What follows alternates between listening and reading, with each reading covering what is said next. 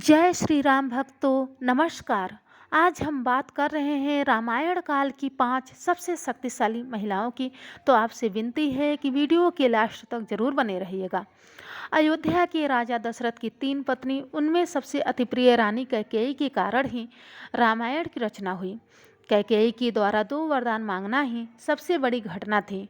कुटिल मंथरा की सलाह के अनुसार वे 2 वरदान महाराजा दशरथ से मांग ही लिए, जो अंततः रामायण की कथा के आधार बने। राम से सबसे अधिक स्नेह करने वाली कैकेयी इतनी अधिक कठोर हो गई कि उन्हें वनवास दे डाला। श्रवण कुमार के पिता रत्न ऋषि नंदीग्राम के राजा अश्वपति के राजपुरोहित थे और कैकेयी राजा अश्वपति की बेटी थी। रत्न ऋषि ने कैकेयी को सभी शास्त्र वेद पुराण की शिक्षा दी। राजा दशरथ की 3 रानियों में सबसे छोटी रानी कैकेयी ने देवासुर संग्राम में दशरथ के साथ मिलकर युद्ध लड़ा था। रामायण काल की वह एक शक्तिशाली महिला थी। माता सीता। राजा जनक की पुत्री माता सीता का नाम जानकी है। उन्हें माता लक्ष्मी का ही रूप माना जाता है। उर्मिला, मांडवी और श्रुतकीर्ति माता सीता की बहनें थीं। उन्हें पृथ्वी की पुत्री भी माना जाता है, इसलिए उनके भाई का नाम मंगलदेव है। माता सीता ने अपने पति व्रत धर्म का पालन करते हुए श्री राम के साथ वनवास का चयन किया। माता सीता का जब रावण ने अपहरण कर लिया और उन्हें अशोक वाटिका में रखा, तब इस कठिन परिस्थिति में भी उन्होंने शील, सहनशीलता, साहस और धर्म का पालन किया। इस दौरान रावण ने उन्हें साम, दाम, दंड और भेद तरह की नीति से अपनी ओर झुकाने का प्रयास किया, लेकिन माता सीता नहीं झुकी, क्योंकि उनको रावण की ताकत और वैभव के आगे अपने पति श्री राम और उनकी शक्ति पर पूरा विश्वास था। और अंत में जीत माता सीता जी के विश्वास की होती है। मंदोदरी। मायासुर की पुत्री मंदोदरी रावण की पत्नी थी।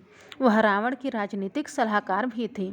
हालांकि सीता हरण के समय उसने रावण को सलाह दी थी कि तुम्हें यह कार्य नहीं करना चाहिए।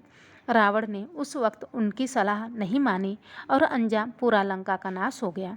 रावण की पत्नी मंदोदरी की माँ हेमा एक अप्सरा थी और उसके पिता एक असुर।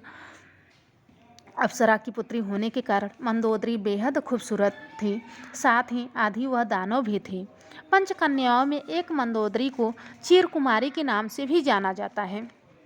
माता अंजनी। हनुमान जी की माता अंजनी को सभी जानते हैं। माता अंजनी पूर्व जन्म में देवराज के इंद्र के दरबार में अप्सरा पुंजिक स्थला थी। ऋषि ने पुंजिक स्थला को श्राप दे दिया कि जा तू वानर की तरह स्वभाव वाली वानरी बन जा। ऋषि के श्राप को सुनकर पुंजिक स्थला ऋषि से क्षमा याचना मांगने लगी। तब ऋषि ने दया दिखाई और कहा कि तुम्हारा वह रूप भी परम तेजस्वी होगा। तुमसे एक ऐसे पुत्र का जन्म होगा जिसकी कीर्ति और यश से तुम्हारा नाम युगों युगों तक अमर हो जाएगा। इस तरह अंजनी ने वीर हनुमान जी को जन्म दिया और वीर पुत्र का आशीर्वाद मिला। अहिल्या। देवी अहिल्या की कथा का वर्णन वाल्मीकि रामायण के बालकांड में मिलता है। अहिल्या अत्यंत ही सुंदर, सुशील और पतिव्रता नारी थी। उनका विवाह ऋषि गौतम से हुआ था। दोनों ही वन में रहकर तपस्या और ध्यान करते थे। शास्त्रों के अनुसार सचिपति इंद्र ने गौतम की पत्नी अहिल्या के साथ छल किया था, जिससे ऋषि गौतम क्रोधित हो जाते हैं और इंद्र तथा देवी अहिल्या दोनों को श्राप दे देते हैं। देवी अहिल्या द्वारा बार बार क्षमा याचना करने और यह कहने पर कि इसमें मेरा कोई दोष नहीं है, तब गौतम मुनि ने कहा कि तुम शीला बनकर यहाँ निवास करोगी। त्रेता युग में जब भगवान विष्णु जी राम के रूप में अवतार लेंगे, तब उनके चरण स्पर्श से तुम्हारा उद्धार होगा।